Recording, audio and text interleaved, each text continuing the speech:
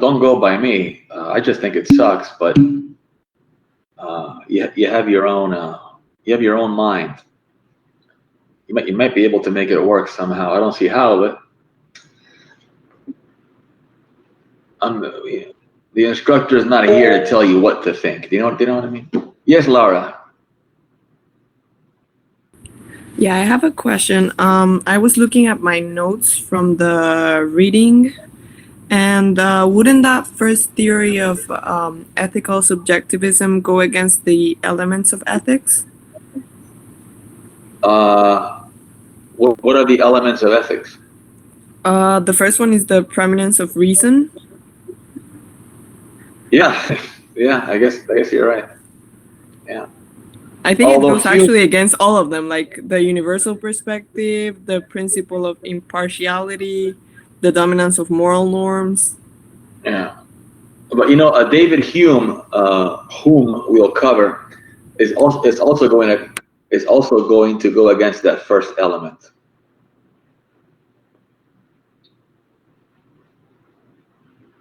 Okay, so not all theories will like adhere to those elements. Yeah. Definitely not. Definitely not. Okay. Yeah. But this one, but Hume's is much better than this one, right? Hume's moral philosophy is much better than, this is blinding, than there we go, than ethical subjectivism. Okay, understood. Thank you. Sure.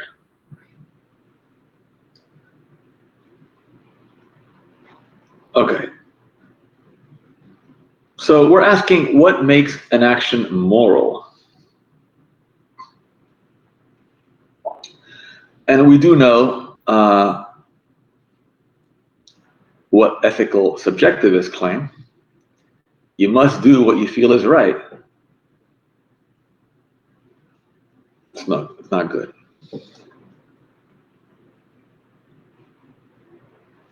You also don't want to tell you don't want to tell an 18-year-old boy.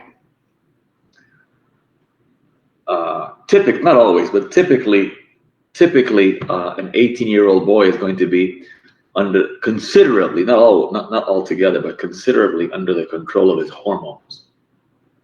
18-year-old, 17-year-old, right? You don't want to tell him, do whatever you feel like doing, right? That just goes to show you it doesn't only apply to the serial killers. You know what I mean? What is this? Oh, okay. And we've all wanted to kill our sibling at one time or another. Okay, so that's ethical subjectivism. Another answer that is given, aside from do whatever feels right, is that what is moral is whatever God wills or commands, right?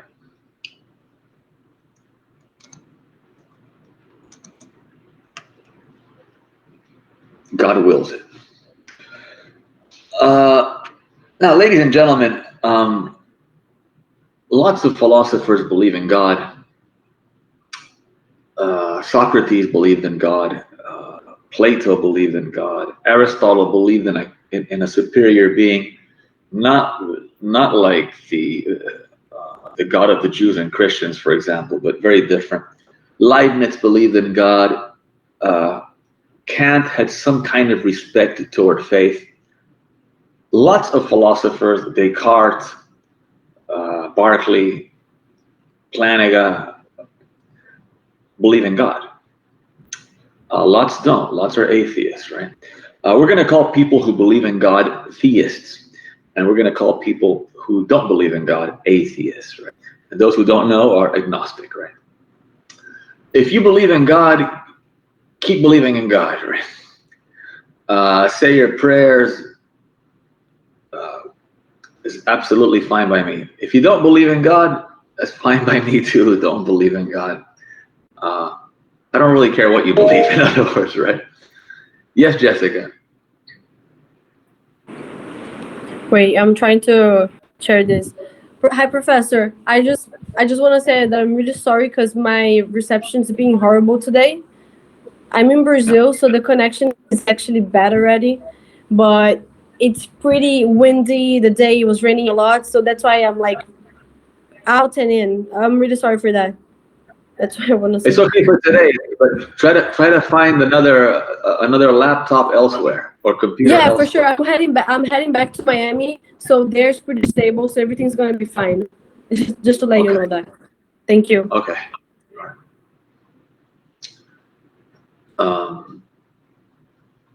Obrigado.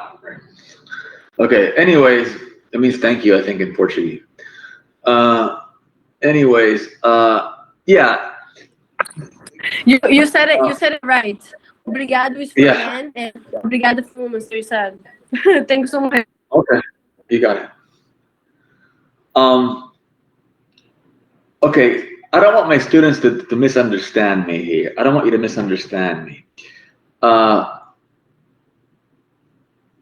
God is a problem, but not in the way that you think. God is a problem in a neutral sense of problem. Think of the word problem as a math problem, right? If I say I'm working on a math problem, I don't really mean, I'm not really disparaging the math problem. Problem has a neutral sense. It's not bad and it's not good. It's just a riddle, right? Think of problem as riddle. God is a problem in the sense of riddle, right? It's a mystery. God is a mystery. Think of it that way, right? And for many reasons, as I said, many philosophers believe in God and they write about God, but they know how to do it. They know how to do it. They know when to do it. Sometimes you shouldn't talk about God. Right? For example, God should not be in an assumption. You should not assume God exists. You should not assume God doesn't exist. It's too much. It's too problematic. God is a problem in the sense of mystery, in the sense of riddle. So, suppose we're asking the question: what makes an action moral? We have a problem already. We have a problem already. We want to figure out what makes an action moral. That's our problem.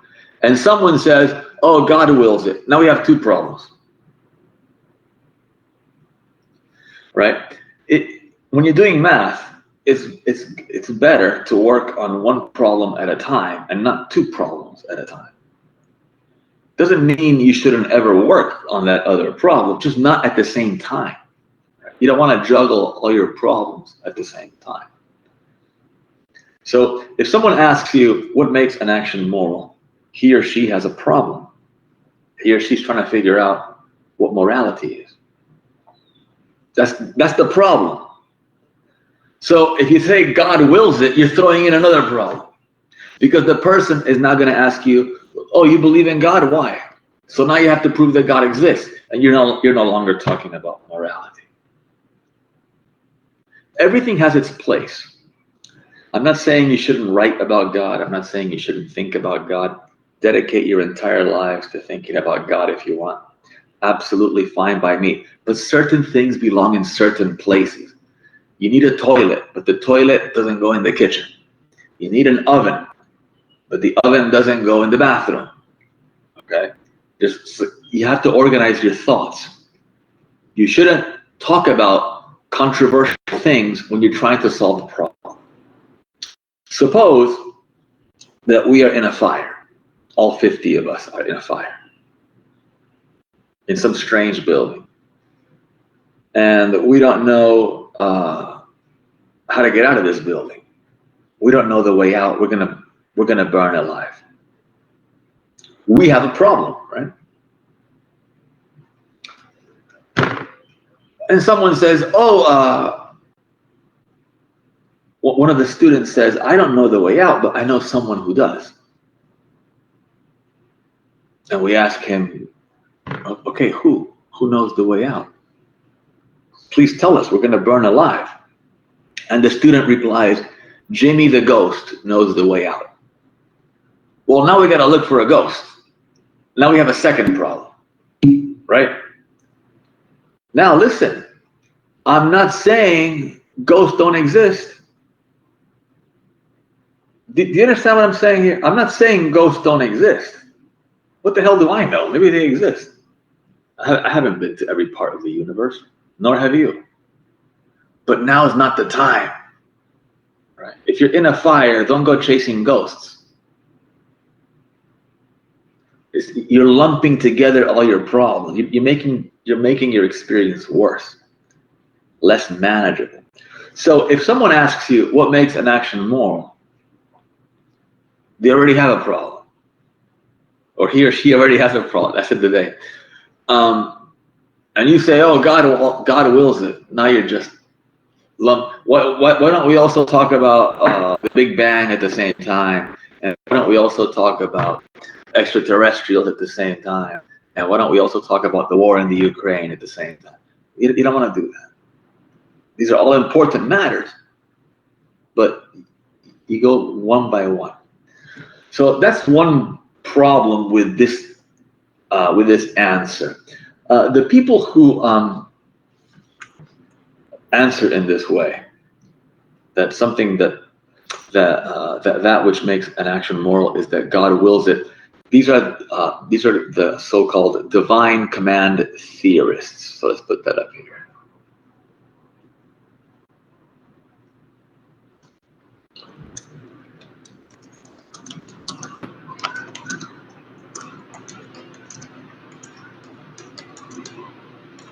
This is also in your book.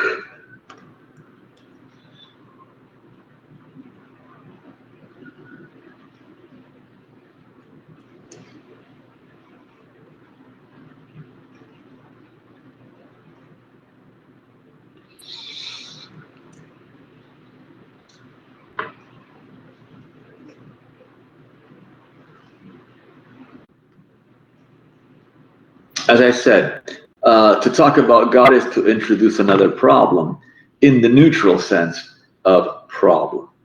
I know it's fashionable for instructors to belittle God, and I know I'm not doing that at all. Though. If you bring up God to a critical thinker, he may ask you, "Why do you believe in God?" Or she may ask you, "Why do you believe in God?" And now you would have to deal with this problem. In addition to your other problem. When you're trying to answer what makes an action moral, try to solve this one problem without bringing more problems into the mix. It's common sense. Just as it is reasonable to do one math problem at a time, it is reasonable to deal with one philosophical problem at a time. I don't know. It's not, again, I'm not saying don't go to church. Do you understand what I'm saying? Go to church all day if you want. Just and if you're thinking about God, what is God like? What is his nature? Uh, uh, uh, is God really omniscient, omnipotent, omnipresent, omnibenevolent? You can do that. But then as you're thinking about that, don't start doing science, right? Don't do astronomy, right? It's just common sense. So that's one problem with the divine command theory.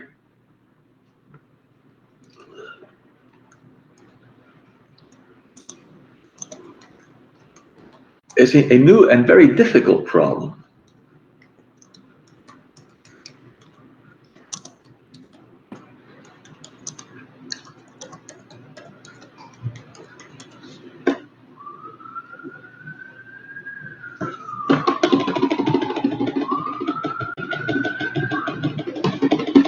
And also, if the person who asks you what makes an action moral is agnostic or an atheist, and you say God wills it, he may say, well, "What does that have to do with me? I don't believe in God, right?" So you have to get out of your bubble. Get out of your bubble. Other people have different ideas, right? Other people have different ideas. And if you want to talk to those in your own bubble or echo chamber, as they call it these days, that's fine. But you're not really achieving much. The trick is to get out and to lure others to your position, and you do that with honey.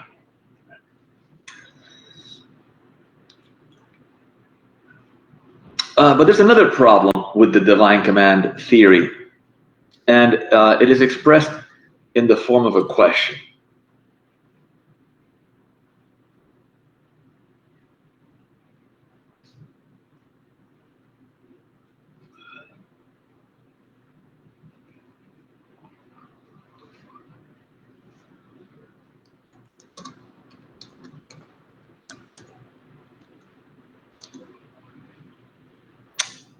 Uh,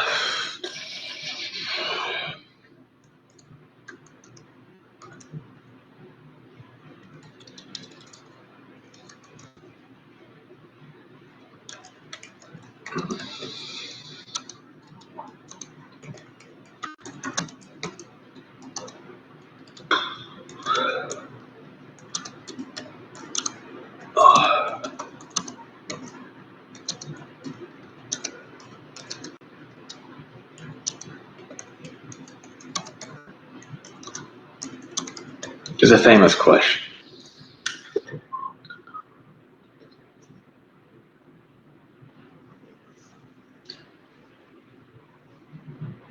Is something moral because God wills it? Because God wants it?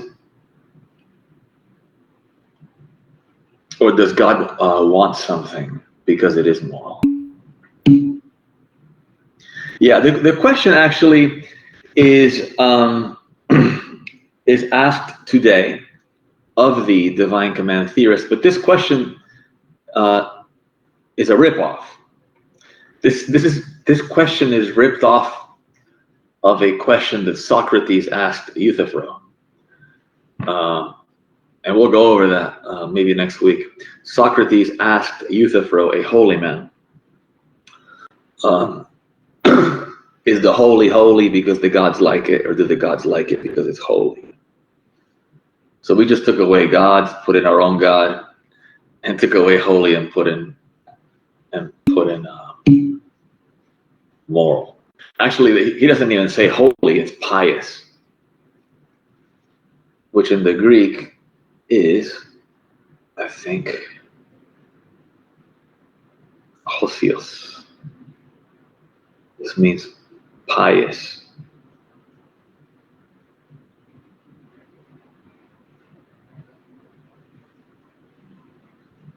Right.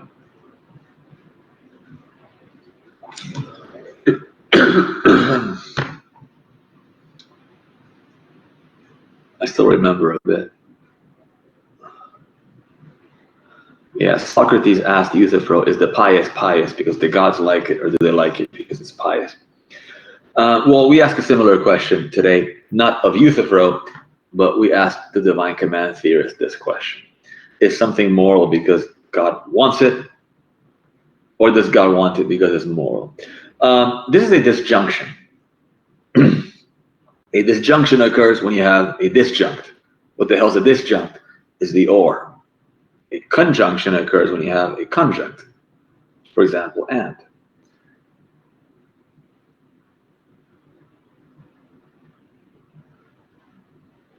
So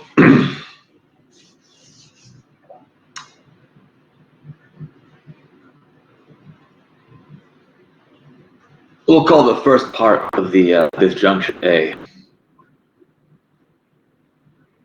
And we'll call the second part B.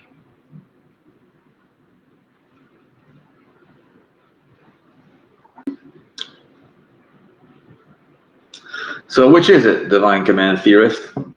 Is something moral because God wills it? Should I go along with A? Is that the right answer? Or does God want something or will something because it is moral to begin with, right? Is B the right answer? In a disjunction, both parts are disjuncts, right?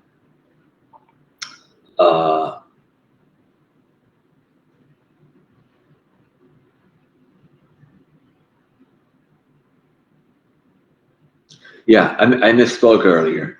Each part is a disjunct. The or is not a disjunct. The or is the disjunction, I think. Yeah, that's right. Just as the and is a conjunction, right?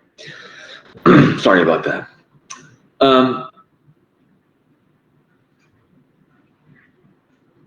Well, let's suppose that the divine command theorist answers that something is moral because God wills it.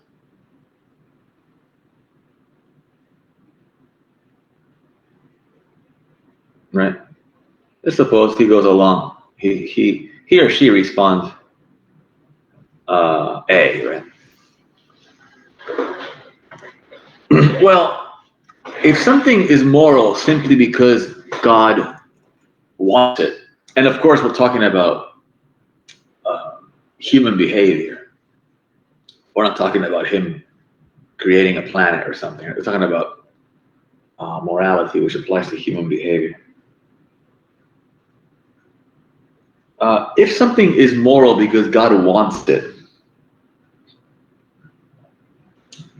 then morality appears to be arbitrary.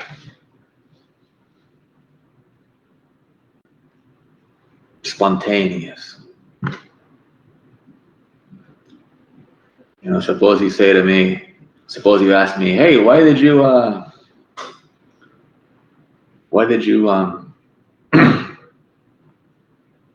do this or do that? And I say, I felt like it. Or I wanted to, I just wanted to. That was my will. Well, if you just do things, if you do things, and when people ask you, why do you do them? You say, it's just what I wanted to do. It sounds spontaneous and arbitrary. Right? It doesn't indicate, it doesn't make anyone think that there's any rationality there going on, right? So if something is moral simply because God likes it or wills it or wants it, then in this case, morality seems arbitrary.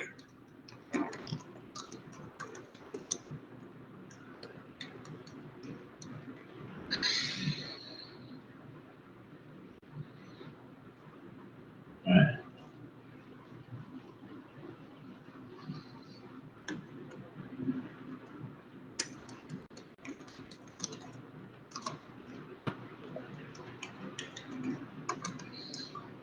And this reminds me now of what, who was the student that mentioned the elements of logic, of ethics?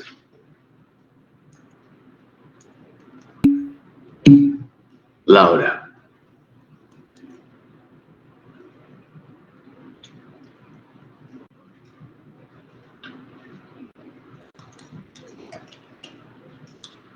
Yeah, some people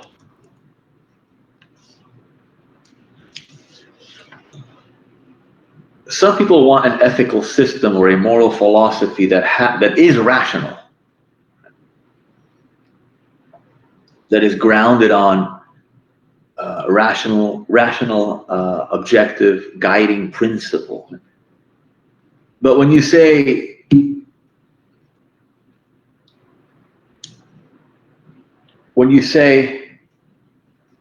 oh, is this something God wants?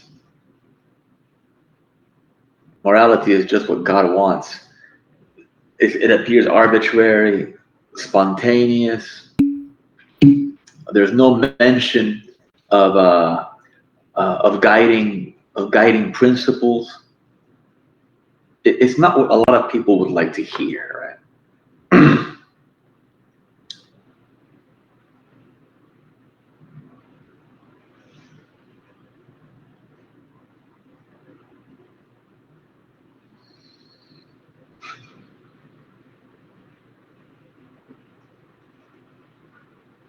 You're also left wondering, why does he will what he wills? There must be a reason why he wants, but no answer is given. The only answer is what is moral is what he wants or what he wills. So, if the divine command theorist goes along with A, then there are some problems.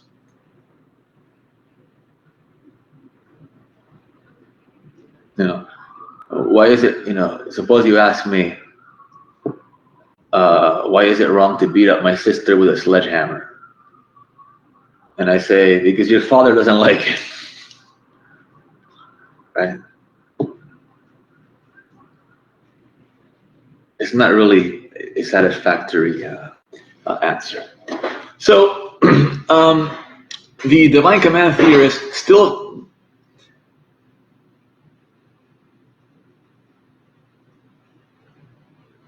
has some life left in him or her. The divine command theorist, what am I doing? There it is. Could go along with B.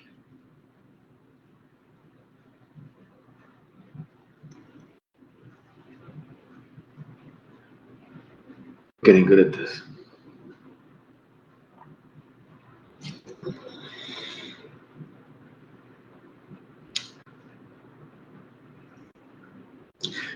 By going along with B, the divine command theorist is abandoning the theory, right? Because according to divine command theory, the first disjunct is the answer, right? But we already saw what happened.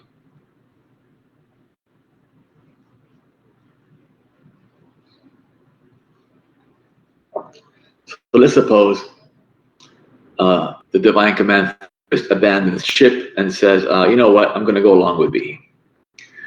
God wills something because it is moral. What this means is that God wants something or likes something or commands something because it is moral to begin with.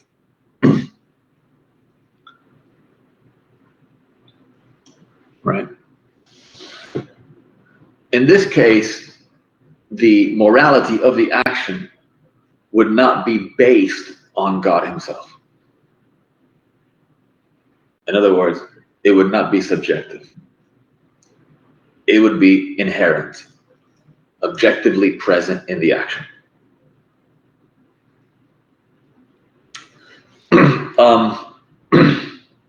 If God wills something because that something is moral in and of itself, to begin with, already, then God is not the creator of all things.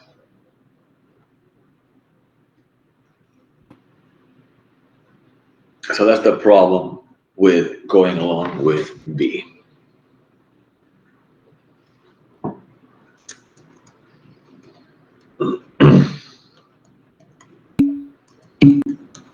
Yeah.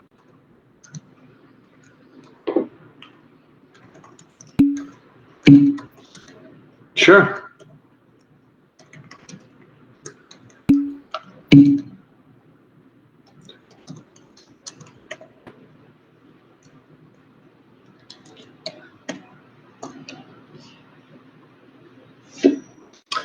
Right, so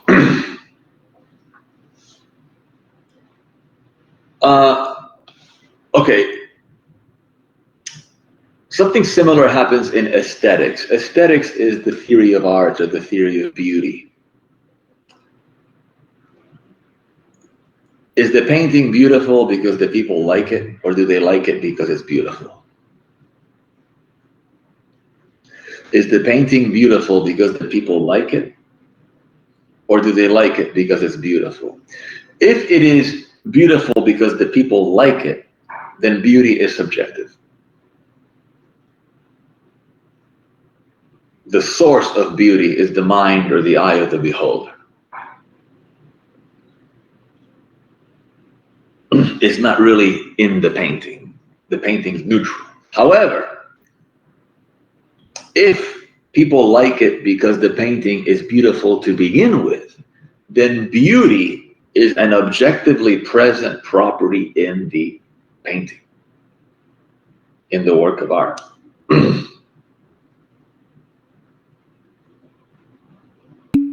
And in that case, right? In that case, the beauty, the locus or the place of the beauty is not the eye of the beholder. It's in the damn thing. The painting really is beautiful. And if you don't think so, you're wrong.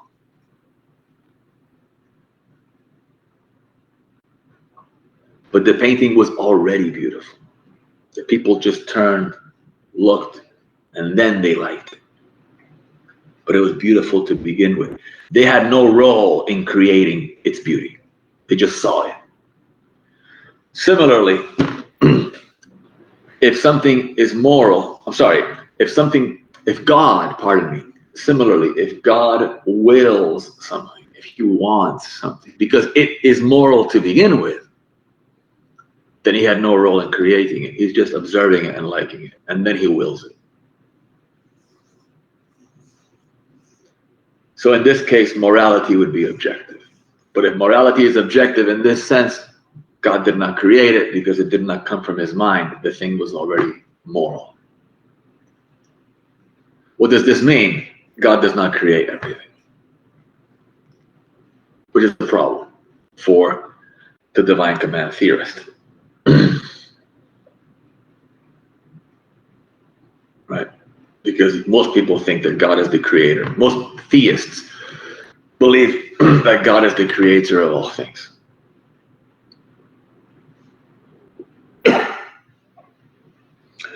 There are subjectivists in philosophy, there are objectivists in philosophy.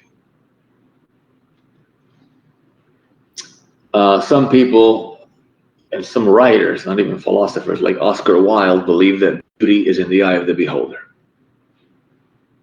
Right? The painting really isn't ugly. The painting really isn't beautiful. It's just people like it. Other thinkers, for example, Plato, say bullshit. Certain things really are beautiful and certain things really are ugly.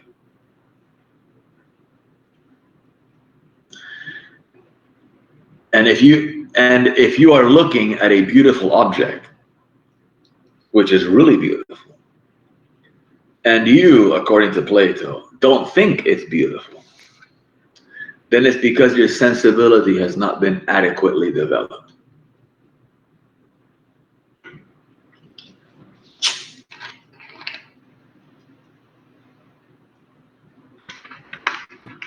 You can tell that to your friends if you want. Instead of saying politically incorrect things, instead of saying names, bad words, tell your friends your sensibility has not been adequately developed. It's more hurtful. It's better. Don't do that to your friends. Anyways, do we see the difference between subjectivism and objectivism in morality? Are there any questions? Don't worry about your internet connection going off. I dropped 7 students on Tuesday, but that's because they weren't here at all. One of them showed up for a minute, but they missed 4 hours, and then I dropped them. So don't think I'm gonna drop you if you're taking a leak or something. People gotta relax.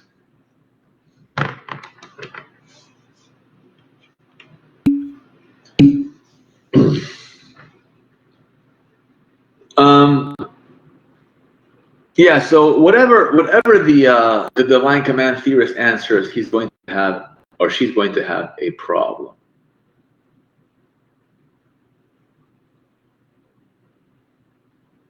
And I'll put some of this up too.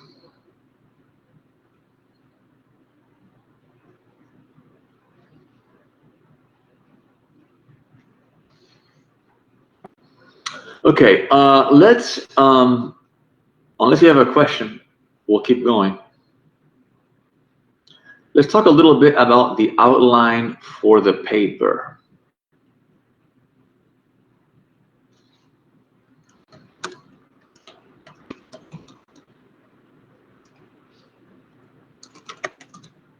With the essay, let's say essay.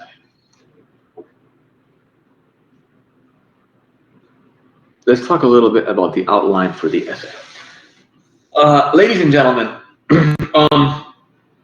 you have to email me 4 sentences. I had a student email me 5 sentences, and she said, here are my 4 sentences. And it wasn't even to my email. Please email to my email address, which is in the syllabus. Before the date on the syllabus, I forget when it is, your outline for your essay, okay? Now, what can you write about? You can write about anything, almost anything. Some things are very difficult. God is very difficult. I've had students writing papers trying to show that God exists. It can be done, but it's very difficult. I don't recommend. I don't recommend you try. It can be done. So don't make your existence difficult. Okay. Don't try to prove God exists. Don't try to prove what else.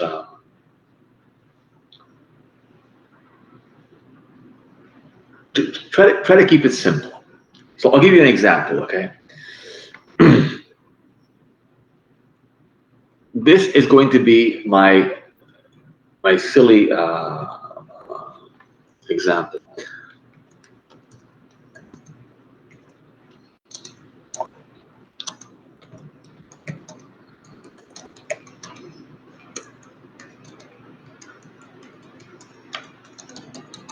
And I want you to write this down and to look at it, even though it's silly. It's actually not that silly.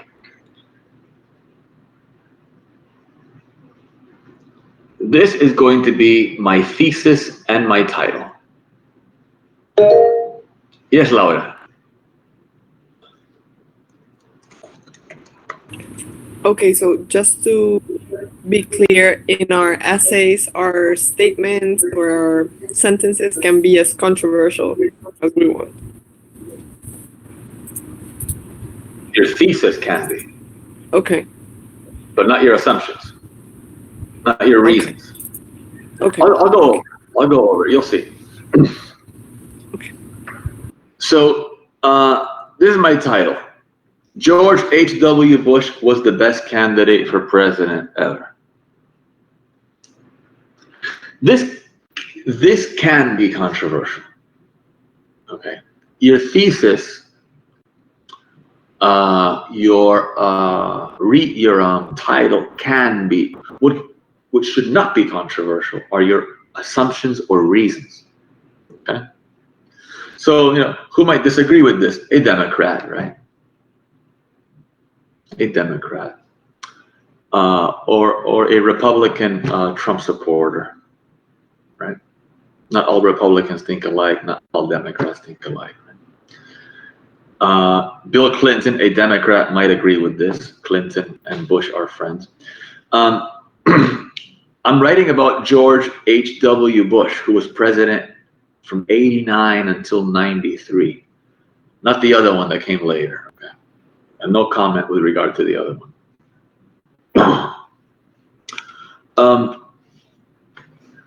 This is my thesis and my title. In other courses, your thesis and your title will be different. In this course, I make it easier. It's all one thing.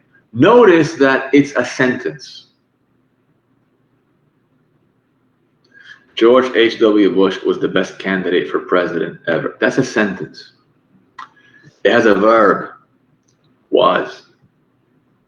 It has a subject, George H.W. Bush, and it has a predicate expression, the best candidate for president ever. I'm not going to punctuate it because titles don't, unless it's a question mark, they're usually not punctuated. Notice that some words are capitalized and others aren't. Which ones? Look into it. Look into it. For example, was is not capitalized here. The article the, for, it's still a sentence, but didn't punctuate. There's no period. Yes, Gabriela. I think I have my, I guess my thesis, but I'm not sure if it might be a little bit too much. I worded it in two different ways. So the point is that inmates on death row deserve to be employed for scientific experimentation. That's what I want to talk about. Is that okay? That's fine. I wrote something similar when I was in college. That's fine. It's controversial, but your thesis can be controversial. Now, don't go too controversial, right? For example, let's accept Nazism, right? Or let's accept communism, right? Don't forget that Nazis and communists, they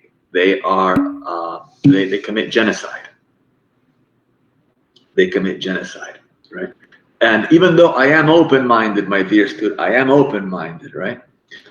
I'm not that open-minded. I don't want you writing in favor of genocide or any political party that or movement, right? Let's be reasonable here, right? However, you do have a lot to choose from. Back to my own example here. George H.W. Bush was the best candidate for president ever, right?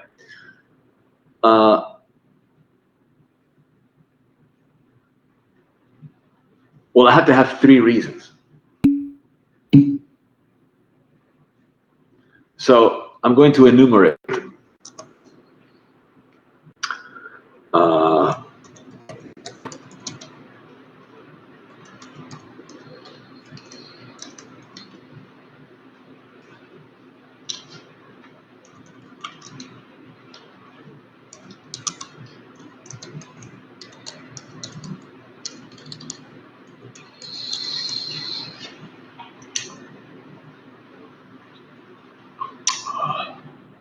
I should rewrite my, hold on a second, was the best candidate, no, the most qualified, here we go. Most qualified candidate.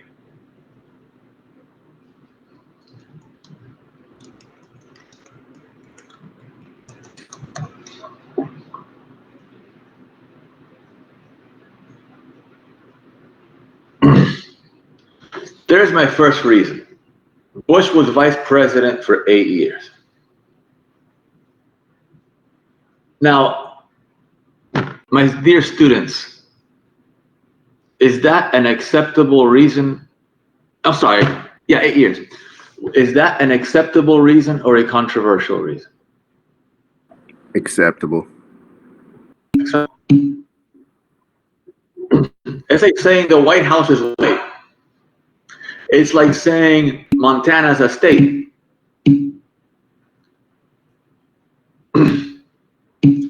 I had a student, a good student. I had a good student last time. That's yeah. I'm gonna mention that, Gusha. I had a good student last time who wrote that the gender binary should be abolished. I said, okay, sounds interesting to me. You know, I'm open-minded. Whatever you want, as long as it's not genocide or you want to torture babies for the fun of it. Right?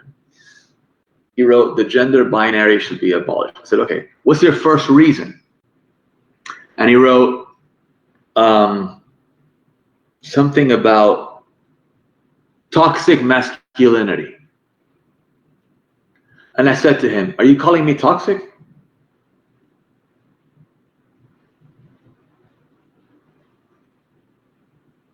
So your first reason is we have to combat toxic masculinity. Well, I'm masculine. Are you saying that I'm toxic?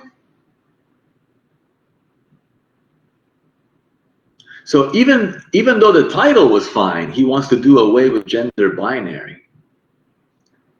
His reason that we should do away with toxic masculinity is controversial, because half of the men in this country don't even know what toxic masculinity is. As a matter of fact, I had a hard time understanding. It didn't sound good. Toxic doesn't sound good. So you can write about toxic masculinity in your title. You can write about abortion in your abortion is moral, abortion is immoral. Although that's another one that many students are screwing up on. Try to keep it simple. Try to keep it simple. It's not that I'm censoring you. It's just that well, my professors did it to me too. And they steered me in the right way. I mean, you still can express yourself, but don't sabotage yourself. Number two, as someone already said, I think it was Gouchon, Bush was the head of the CIA.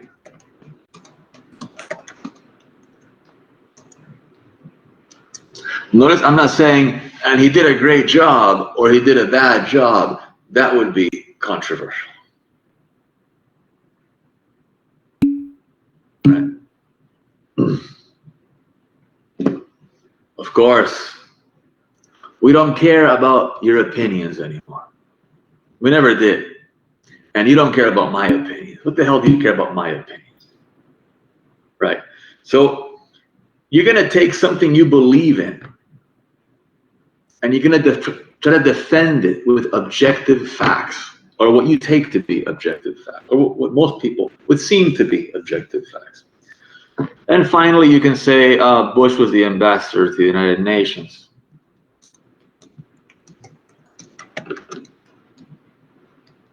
The U.S. ambassador, sorry.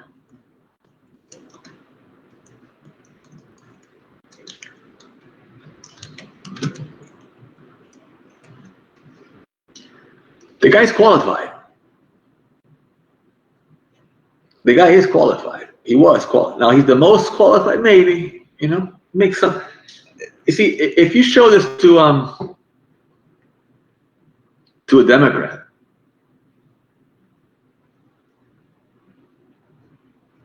it's not really going to scare the Democrat away. He's going to say, okay, maybe. You might say, but some other one was better, really, you know. But at least he's going to be he or she's going to be in the conversation. Your reasons have to be widely acceptable, just as the premises that are assumed in an argument have to be widely acceptable. You can write about toxic masculinity. Your title can be masculinity is toxic. That's fine. I don't like it too much, but it's not about me. It's about you. And if you have 3 good reasons for it, hey.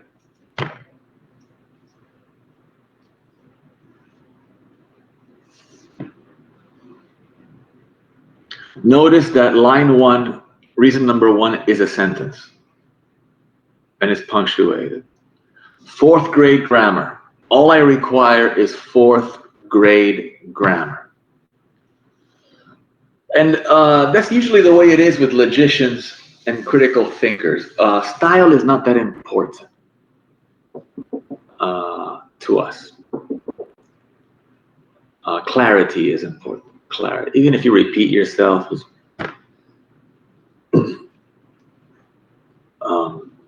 if it's dry, we don't care. Line 2, Bush was the head of the CIA. It's a sentence, punctuated. Line 3, Bush was the U.S. ambassador to the UN. So what I want you to do, my dear students, is to email me. Don't put it in Blackboard because I can't stand reading the messages there. Something about it.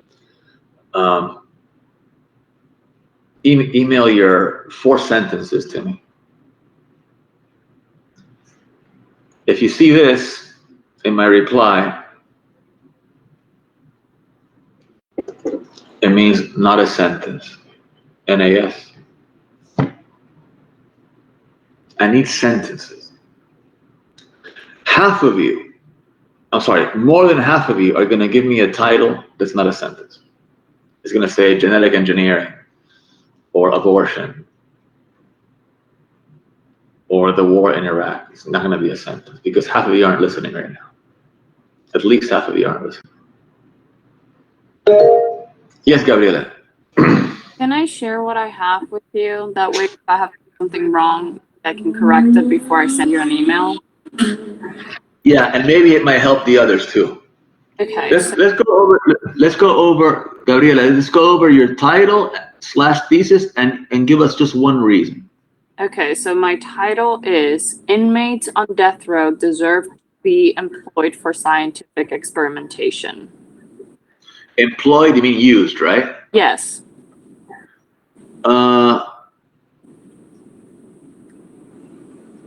They need to be, or say that again? Inmates on death row deserve to be employed for scientific experimentation. Deserve to be employed. Okay, that sounds okay. What's your first reason?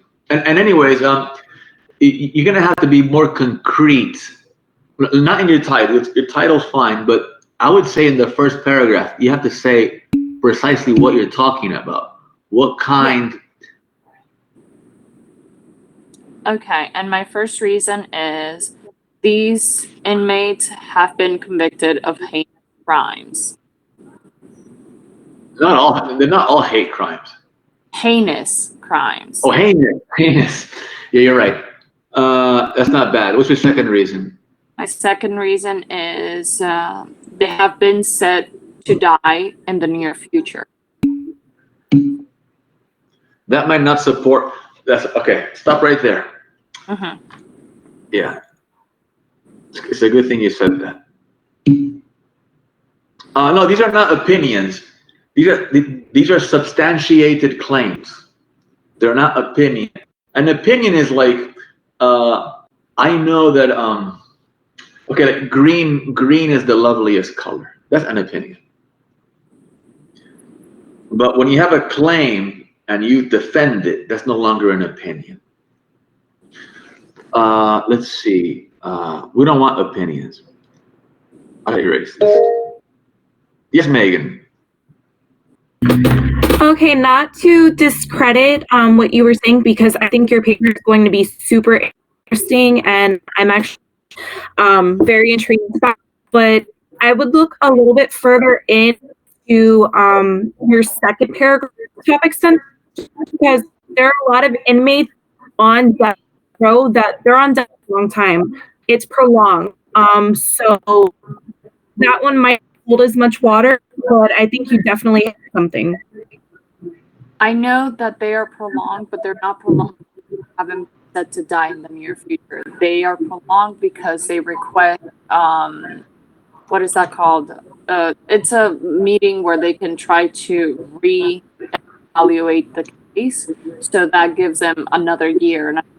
But that's because the inmates that requested, not because the court has been like, yeah, you can just keep there until 10 years from now. It's because the inmates request that extension of time.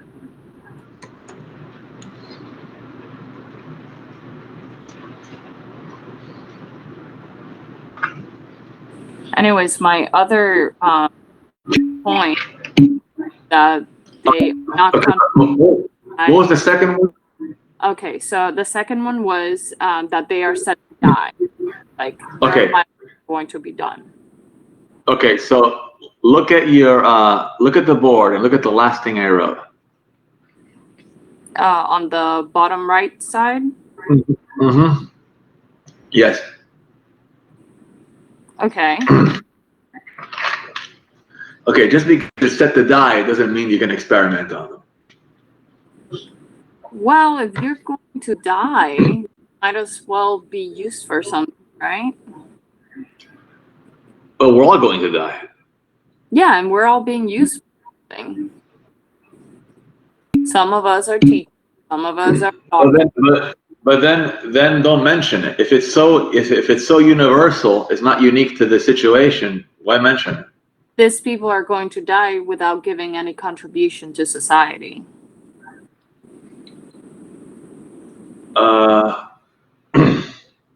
That would be incorrect, because if they're incarcerated, there has to be correctional officers that watch over them. So they are contributing in a way to society. No, they're not contributing to society. The officers are there because somebody has to. But if Exactly. they're criminals, these officers will be working differently.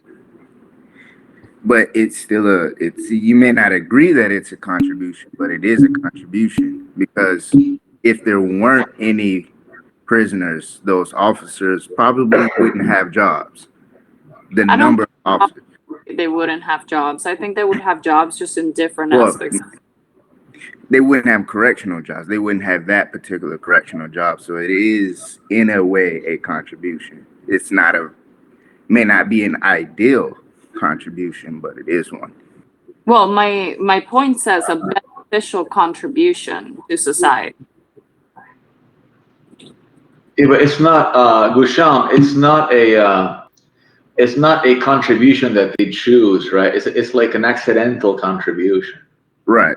That's why I said it may not be ideal, but it is a contribution. I wouldn't even say it may not be ideal. I mean,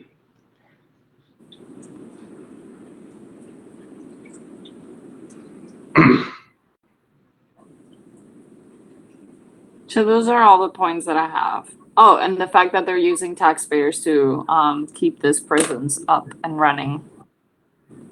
I like the fact that you mentioned heinous crimes in your first reason, because if you say, look, we're going to conduct experiments, and by the way, I need to know, not today, but when you write your paper, I need to know exactly what experiments you have in mind, right? Yeah, that's a very important matter. Now, your first reason says they committed heinous crimes, so that kind of justifies, that is a reason for doing something bad to them, right? So I like that. There is a kind of logical relationship there, right? You know, we're gonna do a terrible experiment on Mr. Zachary Taylor, right? He's the one who raped 25 women or something. Okay, you know, some people might say two wrongs don't make a right, but others might look the other way. Others might see that you have some kind of reason. Now, when you say they're going to die, I don't see the relationship between mortality and, you know, one's mortality and one's being used in an experiment. What was the third reason? Well, I have four, but I read, so one was the heinous crimes. The other one was they're gonna die anyway. And another one is that the taxpayer money is being used to maintain these prisons for people who are doing heinous crimes and are going to die anyways. And the fourth one is that they are not society. Only one three. What you could do, your second reason I don't think is good. Okay. Your third reason, what you could do with your third reason, let's see if you can see what I'm trying to do here. Let's see if you see what I'm trying to do here. With your third reason, you could put taxpayers, some of which, right, are perishing from incurable, from diseases that we have yet to find a cure to, right? Are maintaining these prisoners that could, you know, these taxpayers who are languishing from some disease, right? Are maintaining these prisoners, and if these prisoners are part of an experiment in which some cure to some disease is being sought, then that would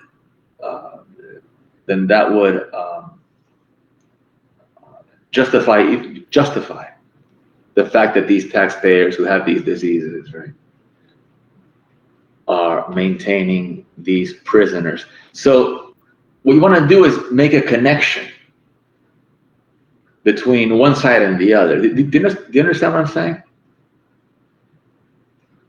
Yes. I don't think I understood. Second reason that you said was that potentially some of these taxpayers are dying from horrible diseases or things that we haven't found the cure for yet, and they are maintaining these prisons where these prisoners could be experimented on in order to provide that benefit to society, since taxpayers are for their housing and they should be, being experimented on so that the cure can be found for those taxpayers. And is that what you had in mind but just didn't say? It correlates. Both of those, like, they're gonna die anyways. I'm like, people are out here who work and do all this stuff and they're dying. And I have a friend dying from pancreatic cancer, and there's no cure for that. And I would love for some of these crazy prisoners who are raping women front and back and killing them to be on, so that we can find cures, people that are kind and loving and do actual contributions to society. Gabriela, one last thing. Check out the movie, I think it's called Extreme Measures or Desperate Measures. Have you seen it? No. I'll put it on the board. It's with Gene Hackman and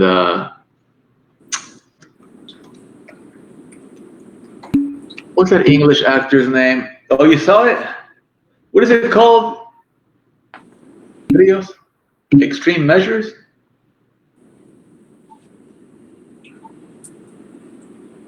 What's the name of that actor? He's an English actor. He was in 4 Weddings. Hugh Grant. I think you would like this movie, Gabriela. Okay, I'll definitely take a look at it today. I love movies. Okay. So yeah,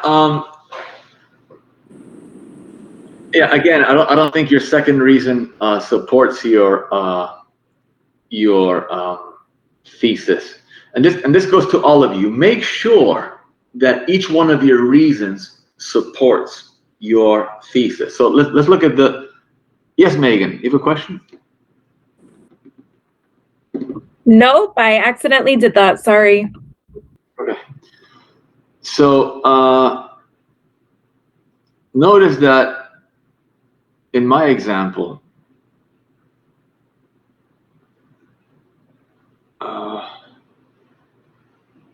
reason one does support the claim that Bush was the most qualified. And by the way, I'm not a Bush fan, this is just an example, okay? Reason one does support the claim that he was the most qualified candidate ever. It doesn't support it absolutely, but it does lend support, right? So does this. And so does this.